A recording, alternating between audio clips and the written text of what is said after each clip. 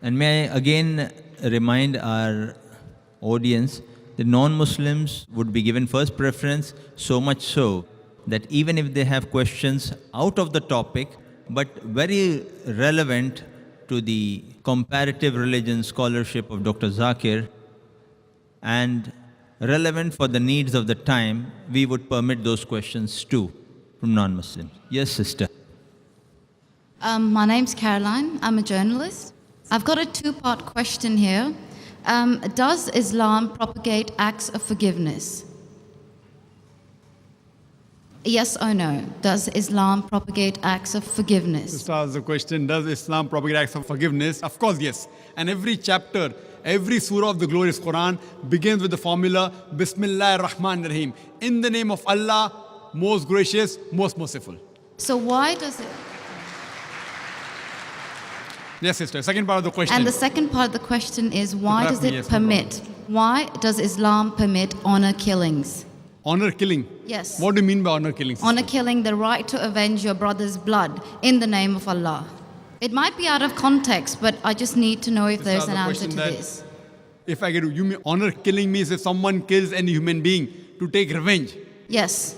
That's what you mean. Yes, because I've read a few books, and a lot of the times people have said that they are allowed to kill their brother or to kill somebody else because their brother has been killed by another human being. This was also a good question, that if Islam propagates act of forgiveness, why does it permit honor killing? Yes. Why does it permit? That's a very good question. Sister, if you analyze this mention in the Quran, in Surah Baqarah, chapter number 2, verse number 178, the had penalty, the punishment of death, on the basis of Qesas. And Allah also says in the Quran, in Surah Maida, chapter number 5, verse number 32, if anyone kills any other human being, whether it be Muslim or non-Muslim, unless it be for murder or for creating mischief in the land, it is as though he has killed the whole of humanity. So as a general rule, if any human being kills any other human being, it is as though he has killed the whole of humanity, except under two circumstances, unless it is for murder or for creating mischief in the land. Now, there are two exceptions where Islam gives permission where you can kill any other human being. Number one is, if that person has committed murder, which comes in your scope of question, honor killing. Number two is if he is creating fasad, corruption in this land. Again, this is not compulsory. If someone kills someone, it's not compulsory he has to be killed. Islam also says that if the relatives of the person who has been killed, if they take blood money, if they forgive the killer, that person who has killed can be forgiven. But under normal circumstances, if he's killed someone and if I want death on that, because for death, again the punishment is death.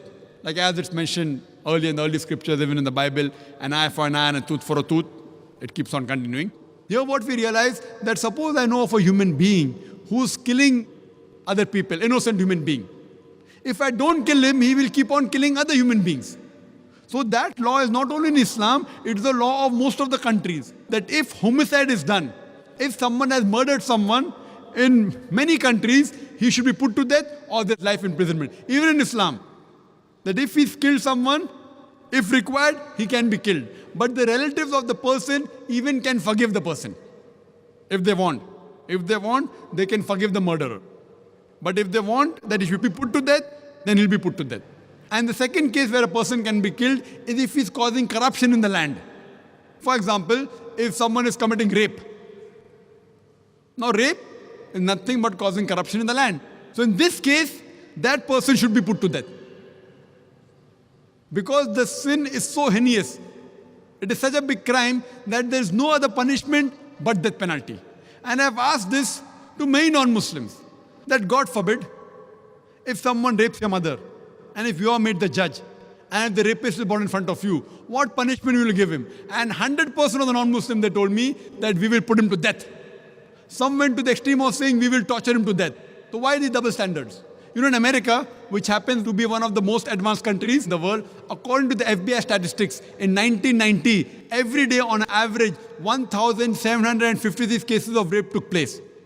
According to 1996 statistics, US Department of Justice, every day 2,713 cases of rape took place. 1990, 1,756.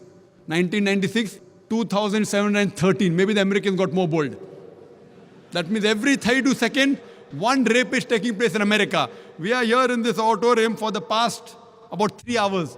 Already more than 300 rapes may have taken place in America. So Islam has a system of hijab which I mentioned in my talk.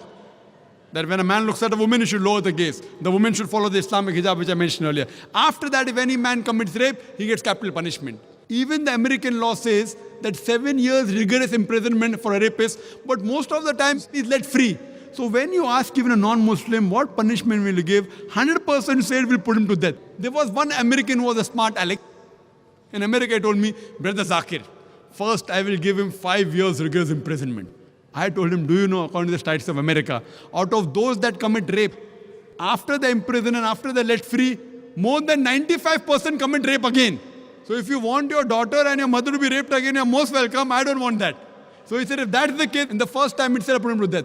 So in such cases, where there's corruption of land like rape, etc., Islam gives permission, death penalty can even be given for that case. Hope that answers the question, sister.